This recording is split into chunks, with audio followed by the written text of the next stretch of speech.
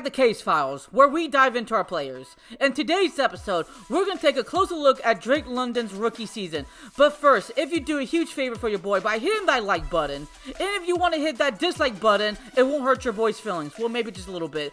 But if you want to share this video with your friends and foe, please do so. And also, please do a huge favor for your boy by hitting that subscribe button. It helps out with this Falcon Empire tremendously, because these videos really do take a lot of time to produce and make and script and everything else I can possibly do for you guys to have good entertainment for Falcons fans. So on that note, I think Drake London had an excellent rookie season. I understand he didn't get the stats like a lot of people was hoping, but remember, we were a heavy run offensive team. So on that note, let's just dive into the video.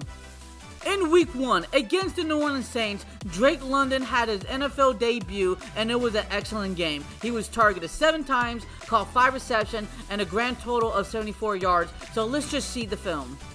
So on this drive, the Atlanta Falcons are going to use a heavy shotgun play where Drake London is going to have to block Bradley Roby to making sure that Cordarrelle Patterson gets a clean hit and he can get a first down easily, and he does a pretty good job, I think. On this drive, the Atlanta Falcons are going to use a fake play where it allows Drake London to get a little bit of a crease room when he cuts to the left side to get a little bit more of an extra yardage against Lattimore. By the way, this is his first reception. Marcus Mariota is in the shotgun position. He's going to throw the ball to Drake London, who's going to use an underneath route, and he catches his ball incredibly because he gets mollywopped by Pete Warner. Marcus Mariota is in a no-huddle shotgun position. He's going to throw the ball to Drake London, who's in a perfect in-dig route where he just absolutely just dominates the field, and he only gets tackled by Bradley Roby because everybody else missed the tackle. But look at this incredible cut.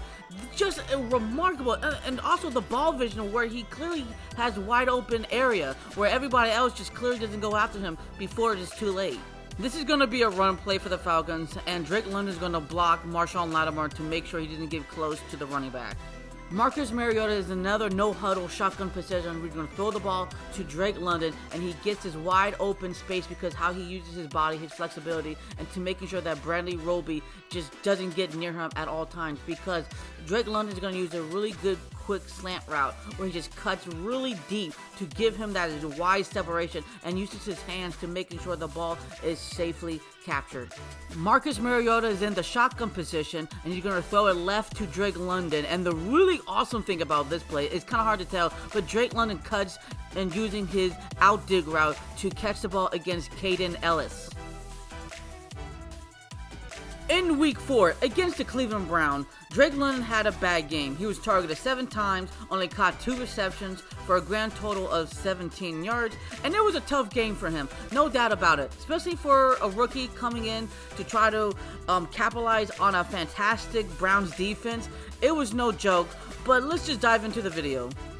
Marcus Mariota is in the shotgun position. He's going to throw the ball to Drake London, who's going to use a quick slant route going down the middle. And the crazy thing is that Jacob Phillips, number 50, the linebacker, is struggling to bring him down. And you can clearly see right here where Drake London has a nice cut, gets wide open space, and then he tries to fight for the first down. That shows toughness.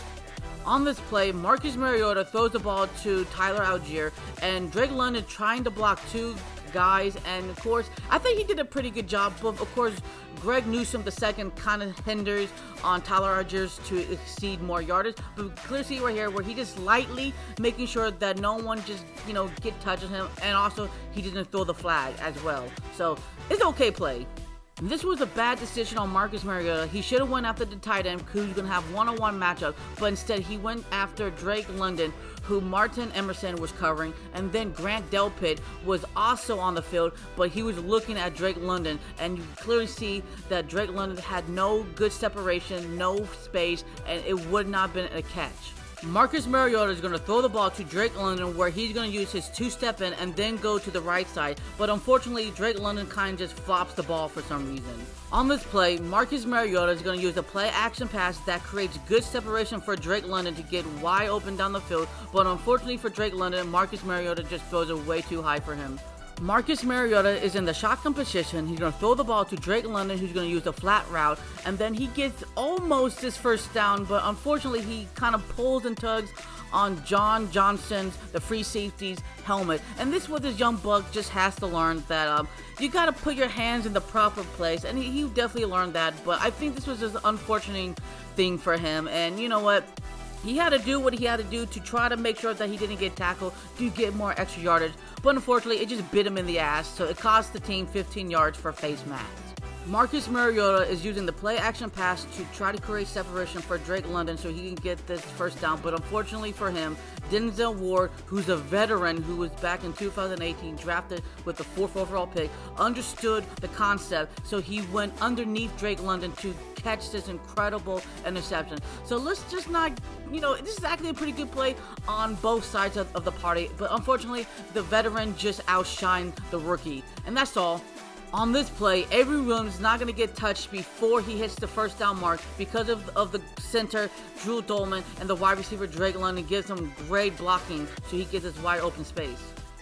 In Week 9, against the San Diego Chargers, I thought Drake London had a good game. He was targeted 7 times, caught 3 receptions for 23 yards, but the key thing is he did a lot of things that helped them move the chain a lot. So let's just dive into the video.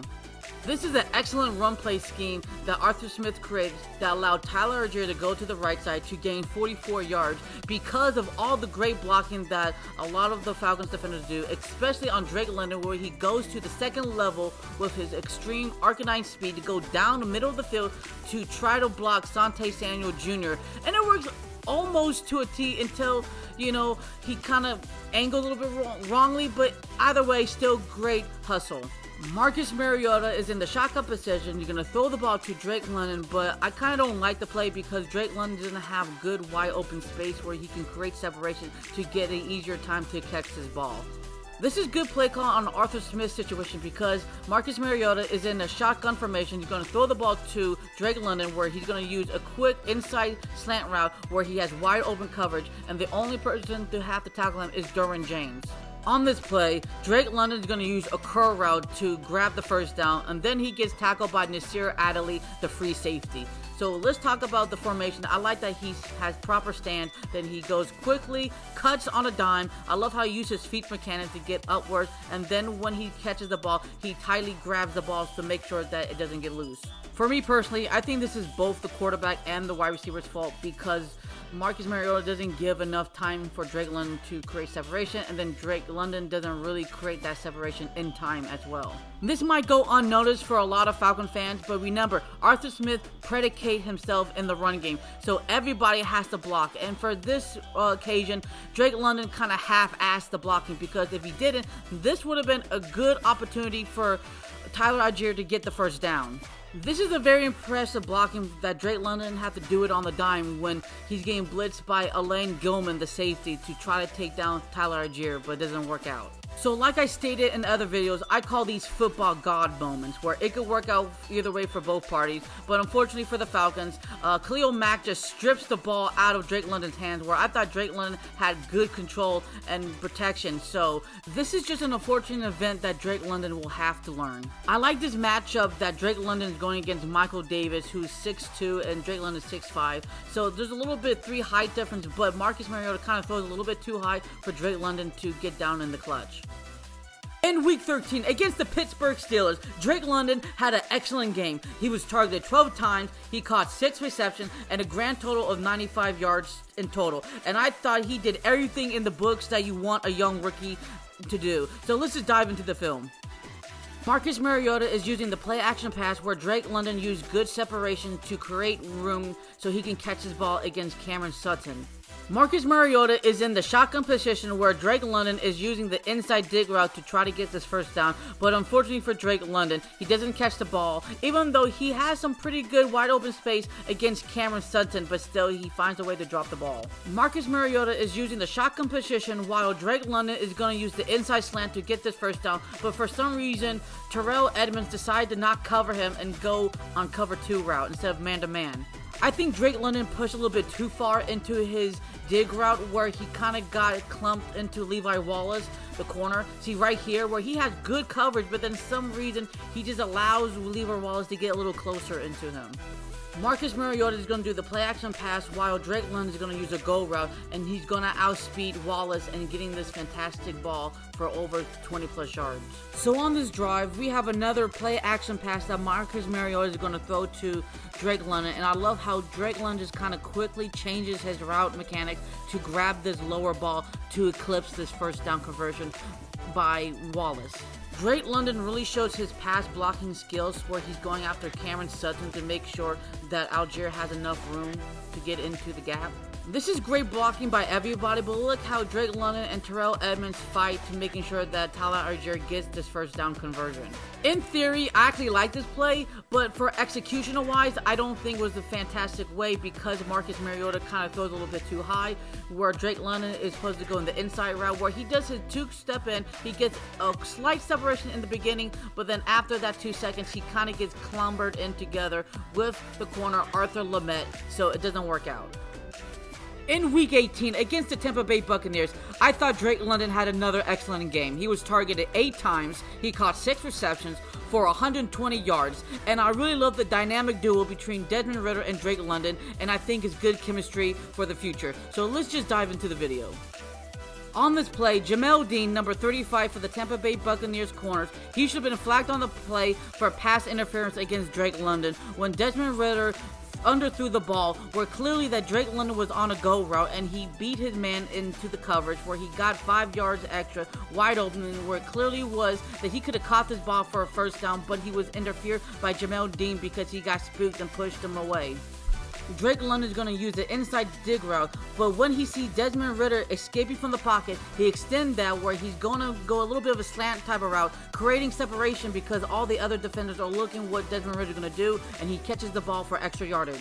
I don't think this is bad blocking because he does go to that second level where he does go towards Sean Murphy Bunting to block, but then when you see Tyler Algier comes closer, he kind of lets go a little bit too quickly for my liking because Algier could have gotten more yardage.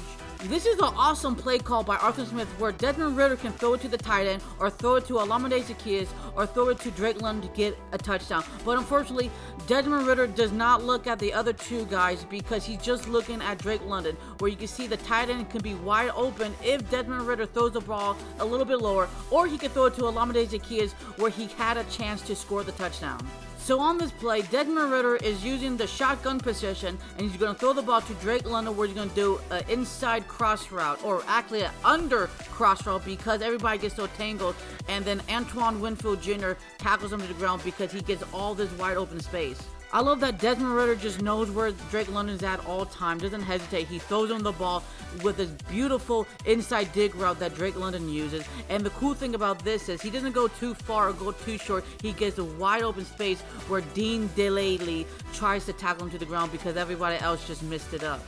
I absolutely love this play call, but I think that Drake London should have went on the left side and on the right side when he's doing the slant route, because then he could create more wide open space and get lost in traffic when Sean Murphy Bunting would have to go through all the other traffic. So I thought this was a very missed opportunity, and Drake London kind of just threw it quickly enough where he didn't give enough time where he could make an extending play if nothing worked out. This is a fantastic trust in both of these rookies where Desmond Ridder just steps up in the pocket to get more of a oomph in his deep throw mechanics, where Drake London, on the other hand, uses his go route, outspeed 2 of the defenders so he can create much separation, and then he locates the body, so he moves his body mechanics where in the proper position to clutch it, so they're making sure that he doesn't fumble it or be incomplete pass. Fantastic work. So on the last clip, I love this, that it shows you the connection of this trust factor where Drake London's going to use a nice core route to come back, real nice crisp cut, but you can see that Desmond Ridder doesn't hesitate. He sees what he's looking at and he throws a nice perfect ball where Drake London can easily catch this to make sure there's no missed opportunity for this.